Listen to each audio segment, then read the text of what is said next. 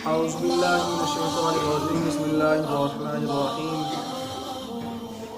ومنهم من عاهد الله لئن آتانا من فضله لنصدقن ولنكونن من الصالحین،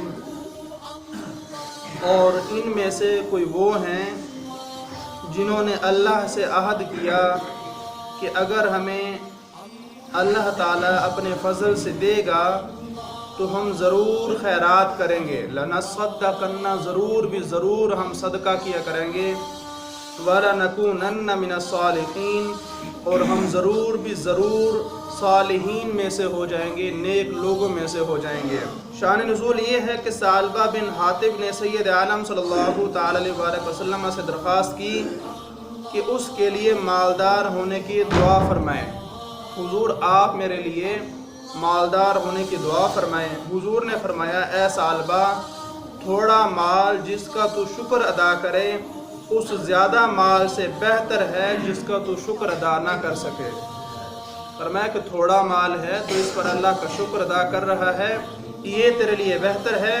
اس مال سے جو زیادہ ہو لیکن تو شکر ادا نہ کر سکے۔ دوبارہ پھر ثعلبہ نے حاضر ہو کر یہی درخواست کی اور کہا، اسی کی قسم جس نے آپ کو سچا نبی بنا کر بھیجا کہ اگر وہ مجھے مال دے گا تو میں ہر حق والے کا حق ادا کروں گا۔ حضور نے دعا فرمائی،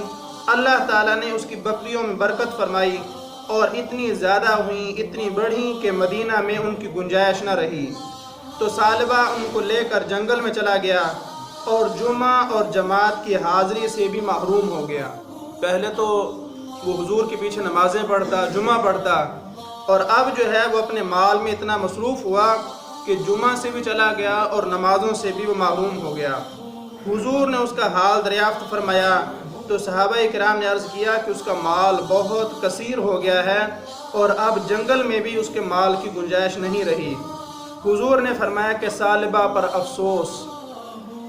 پھر اب حضور سید عالم صلی اللہ تعالی علیہ وسلم نے زکوٰۃ حاصل کرنے والے بھیجے، لوگوں نے انہیں اپنے صدقات دیے۔ جب ثعلبہ سے جا کر انہوں نے صدقہ مانگا کہ زکوٰۃ کا ٹائم آ چکا ہے، زکوٰۃ دو، اس نے کہا یہ تو پھر ٹیکس ہو گیا، یہ تو ٹیکس ہو گیا، تو جاؤ میں سوچ لوں گا۔ جب یہ لوگ رسول کریم صلی اللہ تعالی علیہ وسلم کی خدمت میں واپس آئے تو حضور نے ان کے کچھ عرض کرنے سے پہلے ہی 2 مرتبہ فرما دیا، ثعلبہ پر افسوس، ثعلبہ پر افسوس۔ تو یہ آیت کریمہ نازل ہوئی۔ پھر ثعلبہ صدقہ لے کر حضور کے بارگاہ میں حاضر ہوا تو سید عالم صلی اللہ تعالی علیہ وسلم نے ارشاد فرمایا، اللہ تعالیٰ نے مجھے اس کے قبول کرنے سے منع فرما دیا ہے، اب تم اپنا مال اپنے پاس رکھو، تمہارے مال کی ضرورت نہیں ہے۔ اللہ نے مجھے اس مال کے حاصل کرنے سے، وصول کرنے سے منع کر دیا ہے۔ وہ اپنے سر پر خاک ڈال کر واپس ہوا، پھر اس صدقہ کو خلافت صدیقی میں حضرت ابوبکر صدیق رضی اللہ تعالی عنہ کے پاس لایا کہ شاید یہ قبول کر لیں، انہوں نے بھی اسے قبول نہ فرمایا۔ پھر خلافت فاروقی میں حضرت عمر فاروق رضی اللہ تعالی عنہ کے پاس لایا، انہوں نے بھی اس کو قبول نہ کیا، اور خلافت عثمانی میں یہ شخص جو ہے وہ ہلاک ہو گیا۔ تو یاد رکھیں کہ مال جو ہے وہ صرف روپے پیسے کا نام نہیں ہے، سرمایہ صرف اس چیز کا نام نہیں ہے، دولت صرف یہی نہیں ہے، یہ بھی بہت بڑی دولت ہے کہ اگر آپ 5 ٹائم جماعت کے ساتھ نماز پڑھ رہے ہیں، اگر آپ کو جمعہ نصیب ہو جاتا ہے، یہ بہت بڑا سرمایہ ہے، یہ کوئی دولت سے کم نہیں ہے۔ میں یہ نہیں کہتا کہ آپ کمانا چھوڑ دیں اور آگے بڑھنا چھوڑ دیں، نہیں، حلال کے ذریعے آپ آگے بڑھیں، یہ گنجائش ہے اور ضرورت، لیکن احساس کمتری میں نہ رہیں کہ یار میرے پاس تو کچھ بھی نہیں ہے۔ اگر اللہ نے آپ کو اپنی یاد میں مصروف رکھا ہوا ہے تو یہ سب سے قیمتی دولت ہے، اور اگر آپ کو نماز نصیب ہو رہی ہے، جمعہ نصیب ہو رہا ہے، تلاوت قرآن نصیب ہو رہی ہے، تو یہ بہت عظیم دولت ہے۔ تو اس بندے نے حضور سے دعا کروائی اور پھر مال میں اتنا مصروف ہوا کہ ان عظیم دولتوں سے جو ہے وہ محروم ہو گیا، کہ حضور کے پیچھے نماز پڑھنے سے بھی محروم اور جمعہ سے بھی محروم، اور صرف اپنے مال میں مصروف رہا۔ اور پھر مزید بات وقتی یہ کہ جب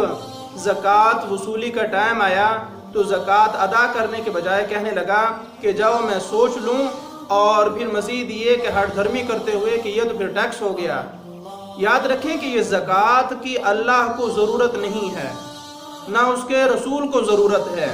یہ مالدار لوگوں کا امتحان ہوتا ہے سالبہ کی طرح کہ آیا وہ اللہ کا مال حاصل کرنے کے بعد اس میں سے اپنے امتحان میں کامیاب ہوتے ہیں، اس کی زکوٰۃ ادا کرتے ہیں، یا اس زکوٰۃ کو روک کر جو ہے وہ سالبہ کی طرح ہو جاتے ہیں۔ تو جو لوگ صاحب نصاب اپنے اس امتحان میں کامیاب ہونے کی کوشش کریں، ہر سال باقاعدہ طور پر جو ہے وہ زکوٰۃ ادا کیا کریں۔ فَلَمَّا آتَاهُم مِّن فَضْلِهِ بَخِلُوا بِهِ وَتَوَلَّوْا وَهُم مُّعْرِضُونَ، پھر جب اللہ نے انہیں اپنے فضل سے دیا اس میں بخل کرنے لگے۔ پہلے تھا نہیں، پھر اگر اللہ نے دے دیا ہے، دعائیں کروا کے مل گیا ہے، بجائے اس کے کہ اس کو اللہ کے راستے میں خرچ کر کے جو ہے وہ بڑھاتے، ایسا نہیں کیا بلکہ بخل کرنا شروع کر دیا اور منہ پھیر کر پلٹ گئے، اعراض کر گئے۔ فَأَعْقَبَهُمْ نِفَاقًا فِي قُلُوبِهِمْ إِلَى يَوْمِ يَلْقَوْنَهُ بِمَا أَخْلَفُوا اللَّهَ مَا وَعَدُوهُ وَبِمَا كَانُوا يَكْذِبُونَ، تو اس کے پیچھے اللہ نے ان کے دلوں میں نفاق رکھ دیا، منافقت کو پیدا کر دیا، اس دن تک کہ اس سے ملیں گے، اللہ سے ملاقات کے دن تک جو ہے ان کی دلوں میں منافقت باقی رہے گی، بدلہ اس کا کہ انہوں نے اللہ سے وعدہ کر کے پر عمل نہ کیا، وَبِمَا كَانُوا يَكْذِبُونَ، اور بدلہ اس کا کہ جھوٹ بولتے تھے۔ اس وقت تو کہا کہ جناب اللہ کی قسم ہم اس مال کا حق ضرور ادا کریں گے، تو اللہ سے وعدہ کرنے کے بعد وعدہ خلافی کی، اور ساتھ یہ کہ یہ جھوٹ بھی بولتے ہیں۔ امام فخر الدین رازی نے فرمایا کہ اس آیت سے ثابت ہوا کہ عہد شکنی اور وعدہ خلافی سے منافقت پیدا ہوتی ہے، تو مسلمان پر لازم ہے کہ ان باتوں سے وہ بچے اور عہد پورا کرنے کی اور وعدہ وفا کرنے کی پوری کوشش کرے۔ حدیث شریف میں ہے کہ منافق کی 3 نشانیاں ہیں، جب بات کرے جھوٹ بولے، اور جب وعدہ کرے خلاف کرے، جب اس کے پاس امانت رکھی جائے تو خیانت کرے۔ تو یہ چیزیں جو ہیں یہ پہچان ہے منافقت کی، کہ جو بندہ بات کرتے وہ جھوٹ بولتا ہے، وعدہ کر کے اس کی پاسداری نہیں کرتا، خلاف کرتا ہے، اور امانت میں خیانت کرتا ہے، تو فرمایا کہ یہ منافق کی پہچان ہے، نشانیاں ہیں، اس سے اس کے دل میں منافقت پیدا ہو جائے گی اور ایک نہ ایک دن جو ہے وہ منافق ہو کر رہ جائے گا۔ اس وجہ سے ان چیزوں سے بچنا بھی ضروری ہے، بولیں تو سچ بولیں، وعدہ کریں تو پورا کریں، امانت اگر کسی نے آپ پر اعتماد کر کے رکھی ہے تو اس امانت کو بھرپور انداز میں جو ہے اس کو ادا کریں، اور اس میں خیانت نہیں ہونی چاہیے۔ أَلَمْ يَعْلَمُوا أَنَّ اللَّهَ يَعْلَمُ سِرَّهُمْ وَنَجْوَاهُمْ وَأَنَّ اللَّهَ عَلَّامُ الْغُيُوبِ، کیا انہیں خبر نہیں کہ اللہ ان کے دل کی چھپی اور ان کی سرگوشی کو بھی جانتا ہے؟ جو اپنے دلوں میں چھپائے بیٹھے ہیں اللہ ان کو بھی جانتا ہے، اور آپس میں یہ جو سرگوشیاں کرتے ہیں اللہ اس کو بھی جانتا ہے۔ وَأَنَّ اللَّهَ عَلَّامُ الْغُيُوبِ، اور یہ کہ اللہ سب غیبوں کا بہت جاننے والا ہے، سب غیبوں کا وہ جاننے والا ہے، اور اس پر کچھ بھی مخفی نہیں ہے، کچھ بھی چھپا ہوا نہیں ہے۔ منافقین کی دلوں کی بات بھی جانتا ہے، اور جو آپس میں وہ ایک دوسرے سے کہتے ہیں وہ بھی اللہ رب العزت جانتا ہے۔ الذین یلمزون المطوعین من المؤمنین فی الصدقات، اور وہ جو عیب لگاتے ہیں، وہ جو عیب لگاتے ہیں، الزام لگاتے ہیں ان مسلمانوں کو کہ دل سے خیرات کرتے ہیں، جو دل سے خیرات کر رہے ہیں ان پر یہ الزام لگاتے ہیں اور عیب لگاتے ہیں۔ اس کا شان نزول یہ ہے کہ جب آیت صدقہ نازل ہوئی تو لوگ صدقہ لائے، ان میں کوئی بہت کثیر لائے، انہیں تو منافقین نے جو ہے وہ ریاکار کہا کہ یہ جناب لوگوں کے دکھلاوے کے لیے اتنا مال جو ہے وہ اللہ کے راستے میں خرچ کر رہے ہیں، اور کوئی جو ہے وہ 1 سا یعنی 3.5 سیر 2 کلو سے 80 گرام کم وہ لے کر آئے، تو انہیں کہا اللہ کو اس کی کیا پرواہ ہے۔ جو زیادہ لے کر آئے ان کو ریاکار کہا، اور جو محنت مزدوری کر کے تھوڑا لے کر آئے ان کو کہا کہ اللہ کو اس کی کیا ضرورت ہے۔ اس پر یہ آیت کریمہ نازل ہوئی۔ حضرت ابن عباس رضی اللہ تعالی عنہما سے مروی ہے کہ جب رسول کریم صلی اللہ تعالی علیہ وسلم نے لوگوں کو صدقہ کی رغبت دلائی، حضور نے جب لوگوں کو صدقہ دینے کی جو ہے وہ تلقین کی، تو حضرت عبد الرحمن بن عوف 4000 درہم لائے،